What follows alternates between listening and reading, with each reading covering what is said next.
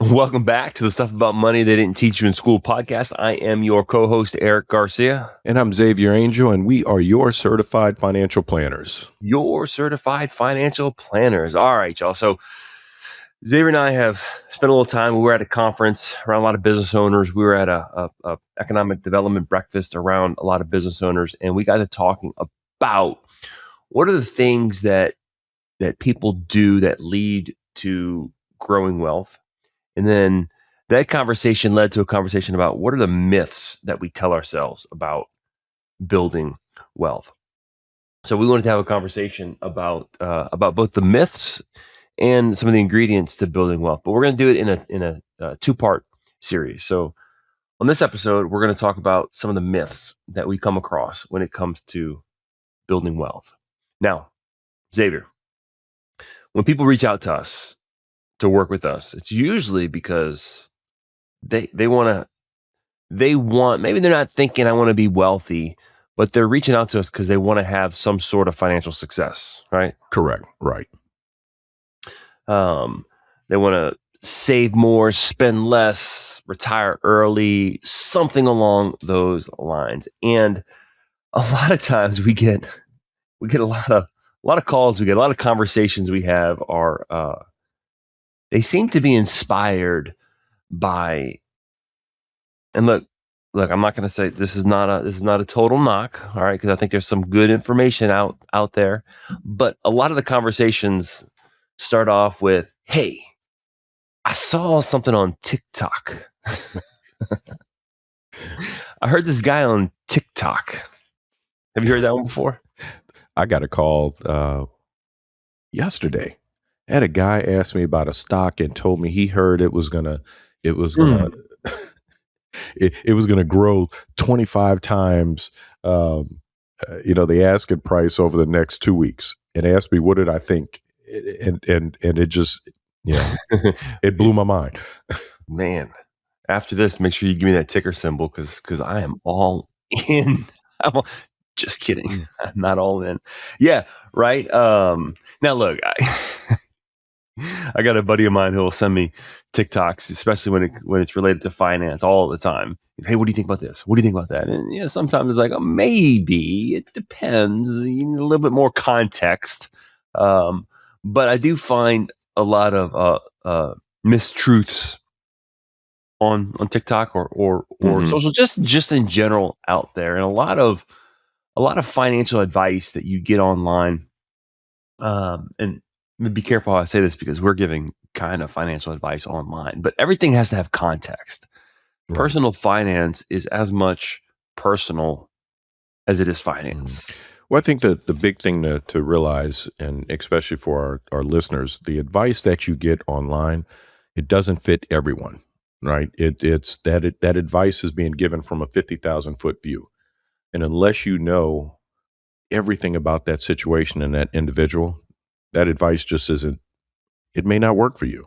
It's like everything. There's so much stuff online. I was using ChatGPT recently to I was uploading all my health metrics, right, that I track from working out, and I was asking ChatGPT what it thought about my health and whatnot, and like, it's internet stuff. There's some truth to it. There's some stuff that you have to filter through. It's actually really interesting, but that's not the point. The point is that out there online, we read there's a lot of myths, and we got to be careful because I think building wealth is a mindset. And when people reach out to us and they want to build wealth, you'll often hear me talk about wealth, millionaire, becoming a millionaire, and that's not necessarily the metric of being wealthy per se. I guess it's just another way to talk about it. But people, if you're listening to this podcast, there's a good chance that you're wanting to hear something that's going to help you be more successful financially. So it starts with your thinking. It starts up here. For those of you not on YouTube, I'm pointing to my brain, pointing to my mind. It starts with how you think about money. Your ability to build wealth is as much tied to your behavior than anything else. So let's jump into, now these aren't the three only myths And I think we have a Lagniappe myth that you're going to throw out. For those Yep, of you not from New I'm gonna throw that Orleans, one out. Lagniappe is a little something extra. So 3 myths plus 1, I believe. But all right, Xavier, lead us off. What is myth Myth number number 1? one: wealth is built by big breaks. Yeah. Tell me more about that. Yeah. So, often people believe, they come in and they think that wealth is built by luck, big income jumps. Someone had a great idea to start them off, or even perfect timing, right? Like the guy with the stock that I just mentioned about, right? Mm, You know, yeah. you see something on TikTok and you jump in, and it grows exponentially, and now you're a millionaire. So myth number one, that's what we're going to talk about. Wealth is built by big breaks. Yeah, there seems to be this idea that wealthy people made their wealth overnight, right? They had or man, they signed a one-time big deal, right? Or I guess in the TikTok world, in the world we live in today, they had a viral moment, right? Right. That one video, that one hit, And right? they run out there and they act on that, and boom, they're millionaires. I mean, I think a common story we hear today, and look, I'm not gonna say this doesn't happen. This does happen, but this is not Mhm. it's not the norm. I was playing golf one day and we were on a rain delay or there was lightning. So we were on a lightning delay and I was talking to this guy and he was telling me how he made millions in Bitcoin. I mean that's not an uncommon it's not an uncommon story, but it's also not a common experience where people made millions. I mean, this guy made a big bet, took a big bet, put all his chips in early on in Bitcoin and made money. That's an exception. That is not the rule. And often what I find is, and I don't know if you had this experience, you go to networking events and people find out you're a financial advisor. Then all of a sudden they're telling you uh, about that one stock that they bought. Right. Man, I bought this one stock at $2 and it grew to $40 and I made all kinds of money. Then you kind of pull the thread a little bit. You tease it out a little bit. Oh yeah, how much would you put in there? Oh, I'll put 1,000 in there. So yeah, I mean, you really didn't make that much money. Come on, man. And then tell me about the stocks that you lost money on. And Right. that's the So ones they don't ever want to talk about, is what they no. lost. It's only what they made. Yeah, and I think that social media amplifies this. Right. We tell the stories that we want people to hear about. Mm-hmm. I was talking to this was just a guy I met recently at a conference, younger guy, and we were talking about during COVID. We were talking about this idea about building wealth, and he's had some success and wanted to continue growing. He wanted to learn more and continue to grow his wealth. And he was telling me during COVID, he knew some guys who wanted to make it big, and they became influencers. And he's like, man, they went and rented Mercedes. They rented all the trappings that we think make someone rich, make someone a millionaire. And he goes, they started doing videos teaching people how to become wealthy when they themselves were not even Right. haven't attained wealth. Right. So I think it's interesting. Rarely we see this idea of quick quick gains, quick wealth. Rarely we see the quiet things behind the scenes that people do Mm-hmm. to build wealth. I was at a parade the other day, and a friend of mine, she was telling me the story. I forget who she was talking about. She was talking about someone, and her comment was something along the lines of, "Yeah, I really question whether they're wealthy." She goes, "Money talks, but wealth whispers." And she goes, Absolutely. and they talk a lot. Money talks, wealth whispers. Interesting. And I think, in our three myths, right? I think all of them feed off of each other, and Yeah. I'm gonna come back to that. So remember what you just said. I'm gonna come back to But that what money later. talks, wealth whispers? Yes, Money correct. talks, wealth Wealth whispers. whispers. Yep, I'm gonna Maybe we come should back to that. maybe that's what we should name this episode. Oh, that's a good one. So okay, we're talking about like quick money startups, like because we kind of live in this world where we see these startups, especially in the Mhm. tech age, where these companies start small, they explode, people make millions. Do you know the average the average age of the successful business founder is? Because we talked about I know. That age is 45, 40, right? 45 years old. So which we means actually remember the conversation we had yesterday. So Erik and I are in a meeting yesterday, and we're meeting with a business owner, and the business owner is asking questions to us about growing the business and what wealth means. And Erik asked that question and told that business owner that the successful startup founders in wealth is age 45. And she looked at you. Remember that look she gave you? And it was like a sigh of relief. And her response to you was, "So I'm right there. I'm not that far off." Right? Because in her mind, she's thinking that Mhm. it's that 22-year-old, it's that person fresh out of college Yeah. that has that immediate, that idea, and they start it, and that's where they start building wealth. So I She's think too late to the game. right. So this statistic, that 45 years old, that actually made her feel a lot better. Well, I think what it does is it tells you that, like, most wealth isn't built by, like, these prodigies, Mm-hmm. right? It's built by people who have 20, 25 years of experience, and maybe even specifically experience in their particular industry, not necessarily, but they have experience that they can bring to the table in their small business. Right. Um,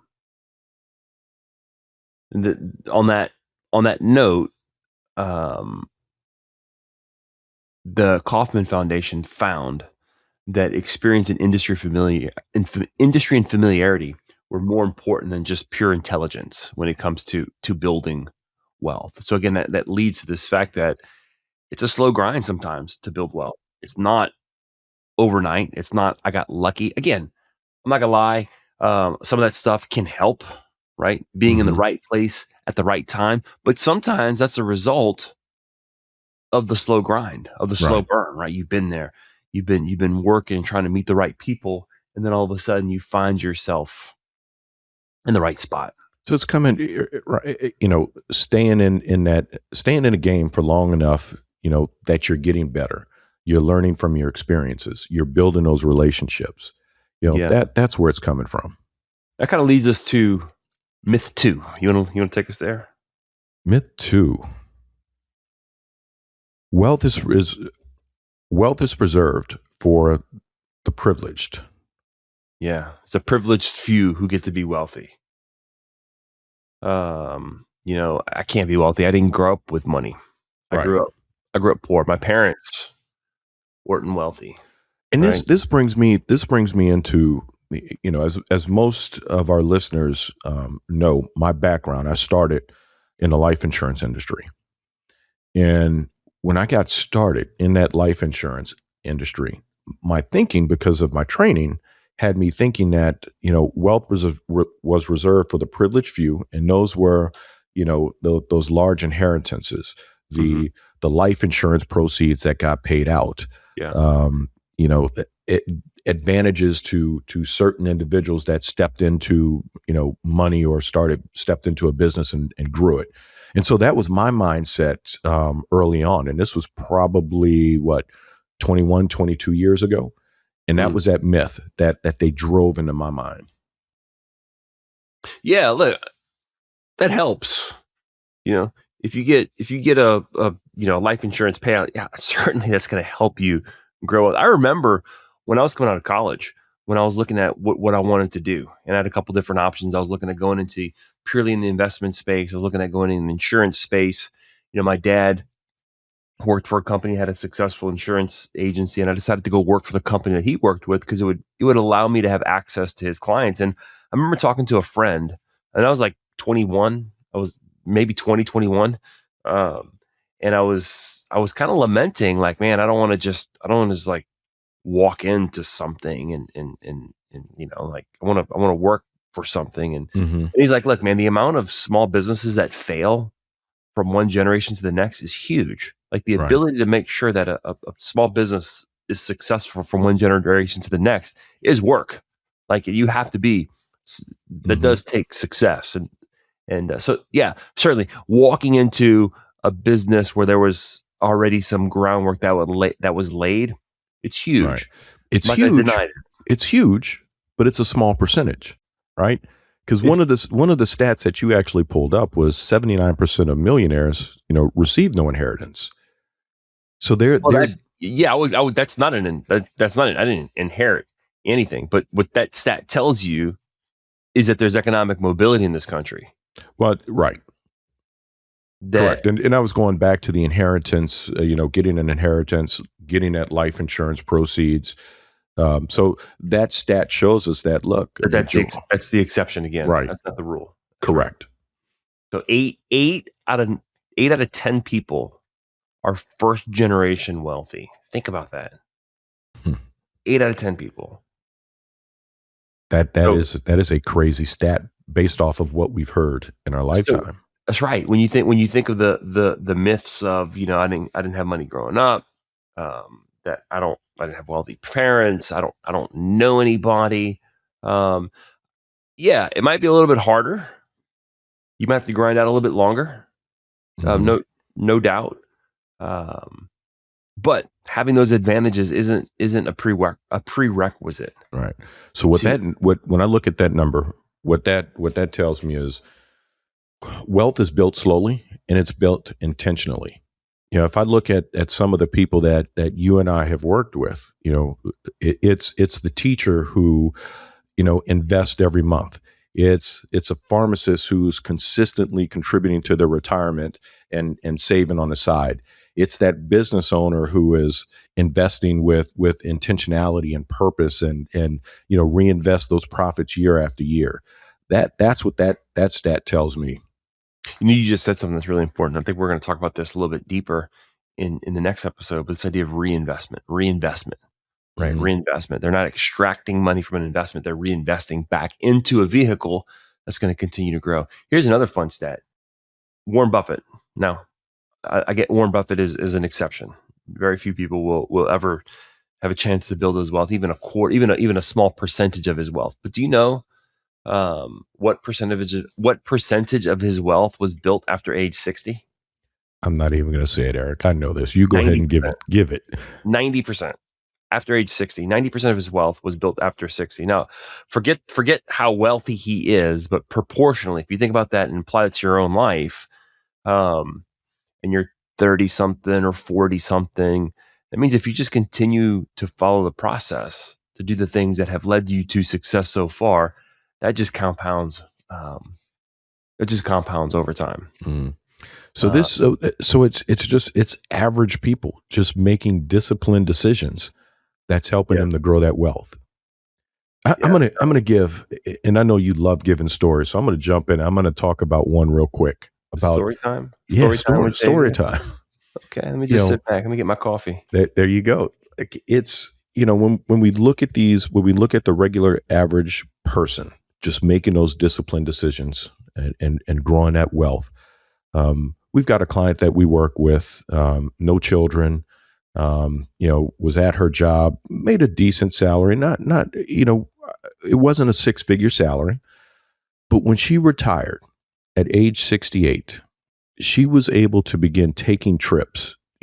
Sometimes there's 2 45-day cruises every year that she's been taking over the last 17, 18 years, and in Oh, wow. between taking some smaller trips. Yeah. And for her, because she invested and reinvested with intentionality and purpose, she was able, in her mind, she is wealthy. She did the things that we need to begin doing in order to grow wealth. Hmm. Yeah. So let's sit there for a second. In her mind, she is wealthy. What does it mean to be wealthy? Absolutely. I mean that and What is Eric, it? What, that's a great question. Which I mean that's going to take us into myth number 3. oh, but before we get there, I don't want to get there yet. Let's Okay. let's sit here. All Let's. right. So What does it mean? so What does it mean to simmer be wealthy? simmer on that for a second. Don't You want go me to there. simmer on that? Yeah, simmer on that. Don't go there yet. Okay, I'm not going to go there yet. Where you? Can I go somewhere else? Go somewhere else. So, can we wrap up myth number 2, or We can I don't wrap want to? up. No, we I don't can want wrap up number 2. to. I don't want to take you somewhere where you're not ready to go. So Xavier, that's a good, your story's good, but what does it mean to be wealthy? How would you define what it means to be wealthy? And wealthy is going to be different for different people, but I think the masses, it's more of a feeling. Rich doesn't necessarily mean driving the most fancy car, owning a yacht, owning a private island or a mansion, right? For the average person, rich is actually not stressing about the bills. Actually, I actually like to separate rich versus wealthy. I think rich is income. I think wealthy is assets. Okay. So rich is not stressing about the bills. And would you say that, and having money set aside for emergencies, being able to take a Sure. vacation when you want to take a vacation, Yeah, helping your yeah. children with college, right? That's all about, you know, rich. I think when we talk about what it means to be wealthy, I think a big part of it, and this ties everything that you just said, is optionality. I've got options. I'm not Hmm. backed into a corner. I've got options with my money. Maybe I have low debt, no debt. Um, Maybe I've got retirement saved up, but I've got margin in my financial life, and I've got options and Flexibility. flexibility. I can do with my money. Um, I can do with my money what I want to do with my money. Let me put a pin in that real quick.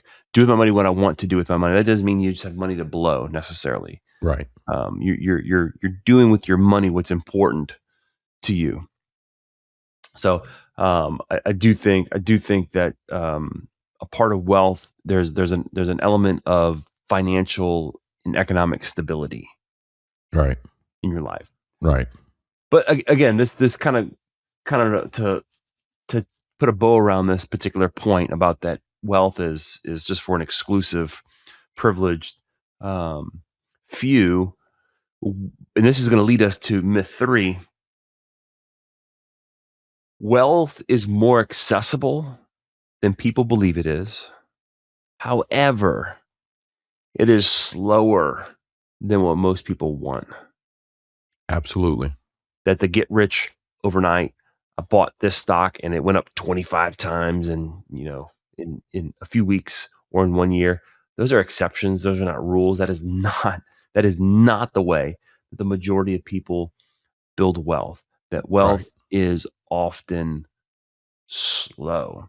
Which, myth number 3, lead us into that one. If it's not working yet, it's not working. Yeah, man, too many people jump ship too soon. We were talking to a young financial advisor, a few years in the business the other day, and um, he had some early success, and then it got kind of hard. But he's doing everything he's doing. He's doing everything that he should be doing. Right? He's following the process, and we were just in conversation. I asked him where he saw himself in 5 years, and he couldn't see himself in this business because he just felt like it wasn't working. Uh-huh. Just felt like it wasn't working. Um, it reminds me of in Atomic Habits. If anyone's read Atomic Habits by James Clear, it's probably one of my top 5, top 10 books for sure. He talks about this principle. He calls it the plateau of latent potential. Okay. Now follow me here for a second. Ice melts at 33 degrees, right? Water freezes at 32 degrees, so ice melts at 33 degrees. Now imagine you have a cube of ice and that you can apply heat, and you're a physics guy, right? Mm-hmm. Just pretend for me that you can apply heat evenly across the entire ice cube, okay? Right. Ice cube is 0 degrees. No melting happens. You apply heat. Now the ice cube is at 10 degrees. What happens? It's still frozen. Nothing. Still frozen. Now it's 20 degrees. You applied more heat. What happens? It is still frozen. Still Nothing frozen. happens. It's 30 degrees. Now what happens? It's still nothing It's still happens. frozen. You've been applying heat. You've been Mhm. working. Nothing's happening. And then at 33 degrees, what happens? It begins to melt. It begins where it melts. Yeah, it melts. Right. So that even though you don't necessarily see the results of doing the right processes, that stuff stacks and eventually it's going to pay off. Right. So this myth that if it's not working, it's not going to work. If you are following the processes that lead to having success, whatever they are, in whatever field you are, and I don't think it's necessarily prescriptive that you got to do 1, 2, and 3. If there's anything prescriptive to build wealth, you got to spend less than you make and save, and don't do anything foolish. That's probably the most important thing. Right. Is most people who build wealth don't avoid a lot of foolish decisions. But the point is, if you're following a process, if you're following the the equation that is going to lead to success, it's going to lead to success. You just got to grind out and stick to it. Remember, because wealth is often slow. Right. And it brings, I'm thinking about the example that you started off with. I think you have to normalize, right? Those early discouragements, whatever it may be, because most of us are going to feel at some point that we're not accomplishing what we needed to. We're going to feel like I should be further along. If I'm 5 to 8 years in my career, I should be further. Or if I'm 3 to 4 years in my business, I should be further than where I am. Yeah. I thought it would come faster. Did I make the right choice? And those are the questions that I often hear from individuals that we're working with, because they don't realize that it's going to happen slow. It happens over time. Everything that you're putting into now, just like you melting that ice, right? You're forming the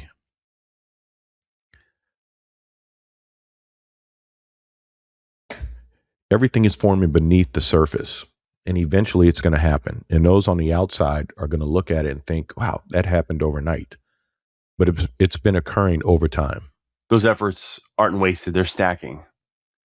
And sometimes it's that breakthrough. Right. And it's not, and sometimes you see people, and I've thought this, I've been guilty of this. You see people who are successful and you're like, man, like, how did that happen?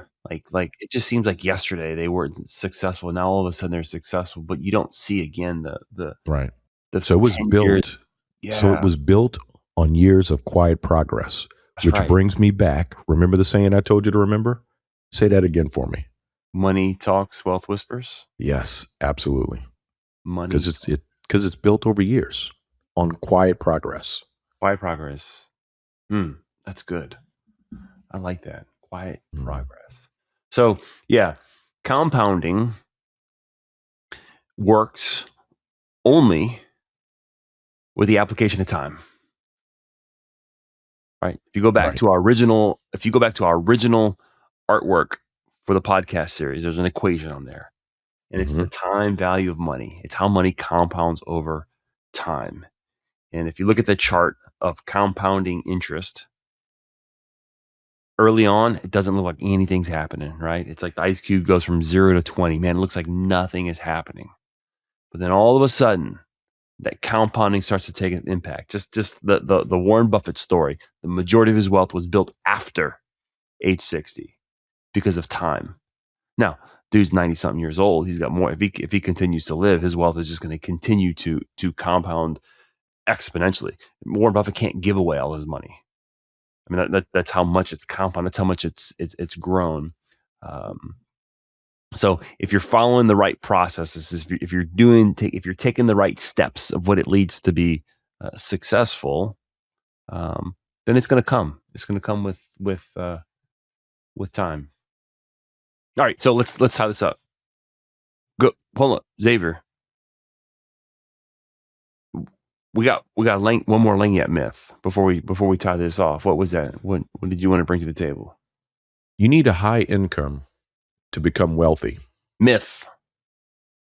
You don't need a high income to be wealthy. Long time ago, we had an older lady who was a member of our church.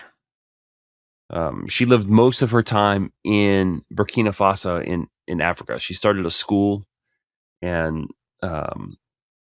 she run the school. And then when she would come back, our church was her home church. She passed away. She apparently had like a $5+ million estate that she never made much money ever, but yet had accrued this massive estate that you don't need a high income to build wealth. Does a high income help? 100%. Absolutely. Absolutely. But oh my gosh, I have clients and you have clients, or we've talked to people who make a lot of money, who have less wealth than other clients who make less money. Mm-hmm. That income, high income, is not directly correlated to your ability to build wealth. Now, I will say this. Your ability to convert income into wealth is what's important. Right. Wealth is built in a gap, right, between what you earn and what you keep. That's good. Say that again. Wealth is built in the gaps between what you make and what you keep. All right. And the behavior matters more than the income alone. Well, yeah, that's what we said. Behavior yeah. matters. Behavior is the main factor in what's going to lead you to be wealthy. So let's go ahead and tie this up. So our three myths is that building wealth is not about having that big break. It's not reserved for a privileged few, and that slow progress is not failure. And then the last myth, which I think is one of the most powerful ones, is you don't have to have a high income. Or I'm sorry, the myth. I'm saying it wrong. The myth is you need a high income to become wealthy. That's right. Okay, cool. So I hope that maybe some of this resonated with you. That if you believe these myths, that you start to reframe them and realize that okay, this isn't true. In the next episode, we're going to talk about 3 ingredients to build wealth. So thanks for listening, y'all. If you found this helpful, please like and share it. Remember, go out there, plan wisely so that you can live confidently.